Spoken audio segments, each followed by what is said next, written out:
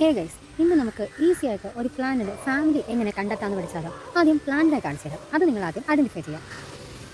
ഇതെന്താണെന്ന് ഇപ്പോൾ മനസ്സിലായിട്ടുണ്ടാവുമല്ലോ. ബിൽവാണ് എൻ്റെ കയ്യിരിക്കുന്നത്. Botanical name Aegle മർമലിയൂസ്.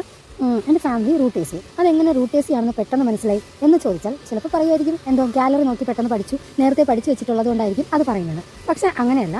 എന്നാൽ നമുക്ക് വേറൊരു ട്രിക്ക് ഉപയോഗിക്കാം. റൂട്ടേസി ഫാമിലിയിലുള്ള മറ്റു പ്ലാന്റ്സിനെ എങ്ങനെ ഈസി ആയിട്ട് തിരിച്ചറിയാമെന്ന് നമുക്ക് നോക്കാം. അതിനൊരു ഈസി മാർഗ്ഗമുള്ളതെന്ന് വെച്ചാൽ ഒരു ലീഫ് അങ്ങ് എടുക്കുക. ഈ എഗ്രി മർമലിയൂസിൻ്റെ ഒരു ലീഫ് ഇങ്ങനെ എടുത്തെടുക്കുക കണ്ടുപിടിക്കാൻ വേണ്ടിയിട്ട്. അതിങ്ങനെ എടുക്കുക. എടുത്തിട്ട് നമ്മൾ എങ്ങനെ എന്ത് ചെയ്യണമെന്ന് വെച്ചാൽ സൂര്യപ്രകാശത്തിലേക്ക് കൊണ്ടുവരിക. These are the oil glands present just below the epidermis of the leaf, appearing as a small dot-like structure filled with essential oil, commonly called as Schizoli C genus oil gland, and are the key feature of a plant's anatomy, contributing to its strong aroma and flavor.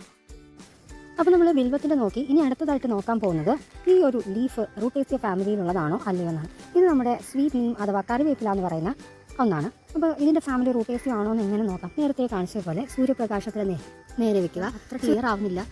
മൈന്യൂട്ടായിട്ടുള്ള ഒരു whitish yellow കളറിലുള്ള dots അതിനകത്ത് മൊത്തം കാണാം. അതായത് അതിൻ്റെ വെയിൻസും വെയിലറ്റ്സും അല്ലാതെയുള്ള സർഫസിൽ കുറേ ഡോട്ട്സ് കാണാം. മൈന്യൂട്ടായിട്ടുള്ള കാണാം.